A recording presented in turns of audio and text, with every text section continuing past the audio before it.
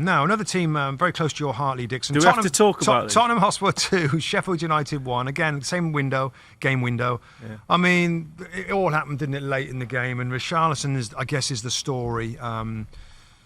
So let's quickly go him, then we'll go to Spurs on a bigger picture. Richarlison, Lee, and this is an interesting one because we know he's an emotional player, right? Yeah. And we had a quick chat about it. I'm not necessarily... I don't think it's great to be an emotional player, to be honest with you. Yeah. I want a purposeful, I want a focused player that somewhat keeps himself on an even keel. And again, everybody's different. So, what I'm saying is the ideal, but I understand that people are very different. Firstly, what do you feel about Richarlison, Lee? Can he be an effective, regular scorer for Spurs? We all know about Harry Kane and trying to find those goals. Is Richarlison it? Can he be it? Well, I think that, it's no secret that he's had some mental health issues that have been talked about over the last week or so, and obviously we hope he's okay with that. He's he was a crying. psychologist. He got benched for Brazil and he was in tears on the bench. And he's getting the help of a psychologist and all of that, and so he's come back into the team at his best. He's almost unplayable. He plays up front for Brazil. I know. He's their number 9. He can't be that bad. But you don't see enough of him at his best, and that will be down to his emotion, because you've played in teams where you've got a little bit of a maverick and you go, oh, this lad, he can win us any game we play in. But then you kind of look at him for 75% of the games he plays in going, he's a liability, or he's not quite doing enough. So I think he's one of them. I'm not saying that he's you only get 25% out of him, but in order for him to be positioned in the place where he is at now as Tottenham's number 9, replacing Harry Kane type thing, you've got to be churning goals out every week in and week out. So he's got to level himself off, however he does that, in order to get the performances to be regular. And I don't think, as you said, if you're up and down emotionally, that you can keep control of where you need to be as a pro footballer, locked into that 6, 7 out of 10 every week, and then build on that. That's what I used to do. I used to go, right, if I get 6 or 7 out of 10, everybody knows what I'm going to be doing at right back. That's good enough. And then the odd week, I'll get 8 out of 10, or back to 7, 8 out of 10, back to... But everyone, well, Lee Dixon's playing, you're going to get that from him. And you need players that are going to give you 10 and 5, because they win you games. I didn't win many games. No, so, you know what I mean? But he's certainly got the ability, Rob. There's no doubt. Now, Ange Postecoglou, Lee, was, I think a few people were a little underwhelmed about his appointment at Tottenham on the back of... Were you?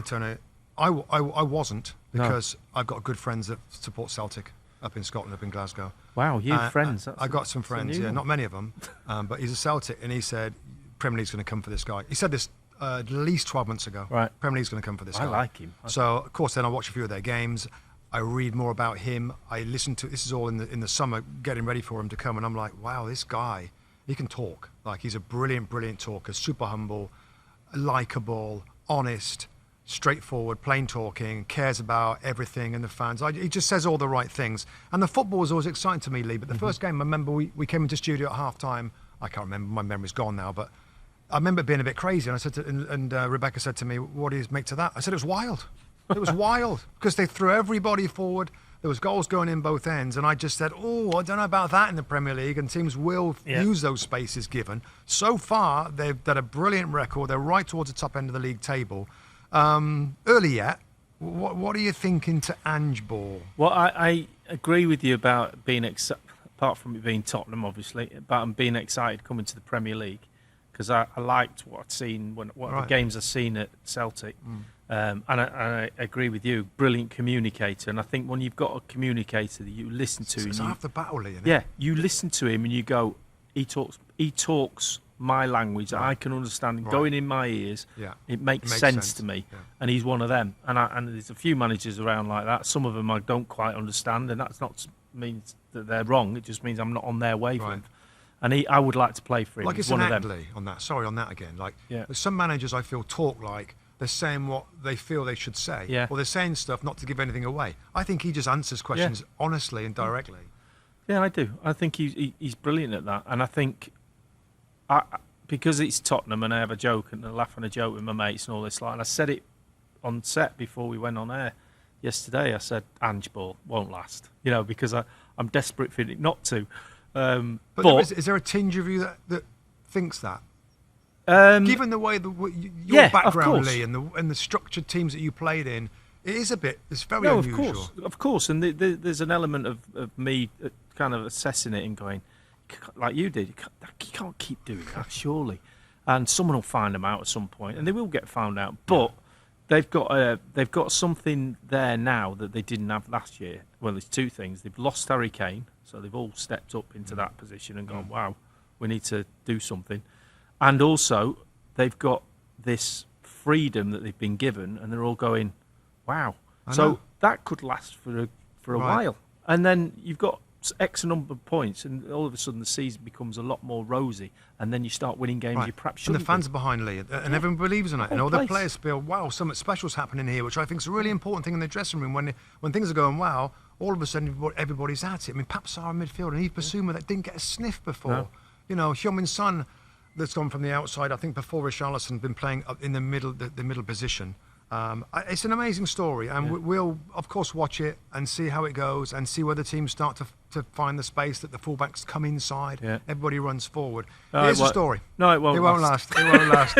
But I'll tell you what. To be good fair, fun watching it. It was good fun watching this game. Yeah, and at the end, we're like, wow, they can't win from here. I mean, like one of the latest. Well, Tottenham had so much possession in that game, and Sheffield United, you have to give them credit. They defended, then they got themselves in front, but then the ending was just proper Ange ball to the end, and it was a brilliant watch. I know, and I'm sorry to finish on this, but I think when you think about that stadium with all those people that have been miserable a little bit the last couple of years, and these late wins come about, it looks pretty fun in there, mate. Well, they'll be miserable next week because they're playing Arsenal. Oh gosh, what a game! What a game that's going to be on next Sunday. Of course, we'll cover that. Hi there, I'm Rebecca Lowe, studio host for NBC's coverage of the Premier League. Don't forget to hit subscribe to watch more videos all season long. And for even more Premier League content, from original series to live matches, head over to Peacock. And be sure to tune in for Premier League mornings every weekend on USA Network and on Peacock. We will see you there.